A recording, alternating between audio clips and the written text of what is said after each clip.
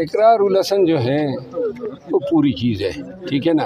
एक दफ़ा बंदे के पीछे लग जाए ना, छोड़ता नहीं है। यार एक मिनट क्या कर रहे हो यार, एक मिनट। शहबाज शरीफ को अपने लीडर मानता है। इमरान खान के साथ और तहरीक इंसाफ के जो ज्यादतियां हुई उसमें वो पंजाब पुलिस ने जो रोल किया उनको भी जाके सराहता रहा है। तो आप इसको कैसे देखते हैं कि आपने कहा शाहिद अफरीदी मेरे आइडियल है, दूसरी तरफ वो नहीं, मैंने ये नहीं कहा कि मेरे आइडियल हैं, मैंने ये कहा कि ये शाहिद अफरीदी अपने वक्त में पाकिस्तान का हीरो रहा है। और शाहिद अफरीदी के खिलाफ अभी जो कैंपेन शुरू हुई है वो एक मुबैना बयान है जिसकी उसने तरदीद की है खुद। मैंने इस बयान की ये ट्वीट जारी करने से पहले उसका नंबर लेके उसको फ़ोन किया। ज़िंदगी में मैं कभी उससे मिला नहीं हूँ, लेकिन मैंने उनसे पूछा कि ये बयान जो आपको एट्रीब्यूट किया जा रहा है ये आपका बयान है? तो उसने हल्फन कहा और इमरान खान के लिए इमरान भाई का लफ्ज़ इस्तेमाल करता रहा। तो लिहाजा एक शख्स जब खुद ही उस बयान की तरदीद कर दे तो फिर हमारे लिए ये मुनासिब तो नहीं है कि उसकी ट्रोलिंग करें। तो मैंने फिर इसीलिए अपने वर्कर्स के लिए, पीटीआई के लिए ये एक पैगाम था और ये पैगाम इस तरह अली मोहम्मद खान साहब ने भी दिया है। लिहाजा हमारी रिक्वेस्ट है, बाकी कोई अगर हमारे साथ आइडियली नहीं है तो वो बेशक अपने रास्ता ना पे, लेकिन हमारा ये हक तो नहीं है कि हमारे साथ न होने पर या हमारे खिलाफ कोई सियासी बयान देने पर हम उसकी ट्रोलिंग करें। खान के खिलाफ मैंने कहा था कि अगर कोई उसकी माजी के बयानात हैं तो उसको आज के वाक़यात से न जोड़ा जाए। सर एनआरओ की बात हुई है, वो कहते हैं कि एनआरओ इदारों के पास होना चाहिए, वजीर आजम या सियासी पार्टियों के पास एनआरओ नहीं होना चाहिए। आप इस बयान को कैसे देखते हैं?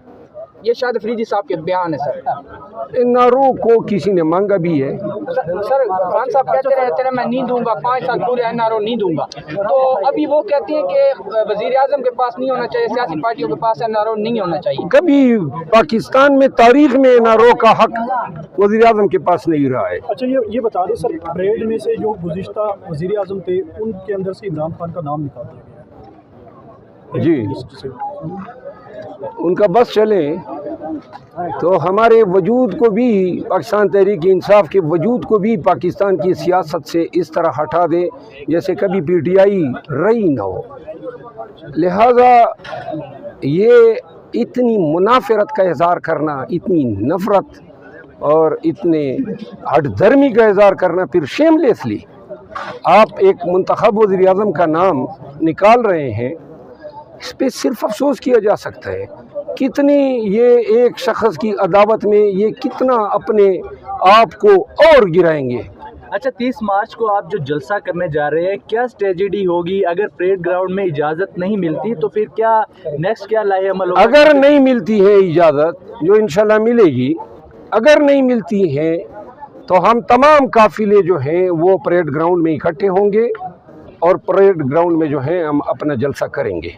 थैंक यू साहब। एक गैर सियासी सवाल ये है कि आजकल बहुत ज़्यादा बहस हो रही है कि वो हक खतीब और इकरार उल हसन को लेके बहुत ज़्यादा बहस हो रही है कि कल इकरार उल हसन हक खतीब के पास जा रहे हैं, डीसी साहब ने रोक दिया कि आप नहीं जा सकते। तो सर आपने ये कोई देखी है खबर, इसके ऊपर कोई बात करेंगे? हक खतीब क्या चीज़ है?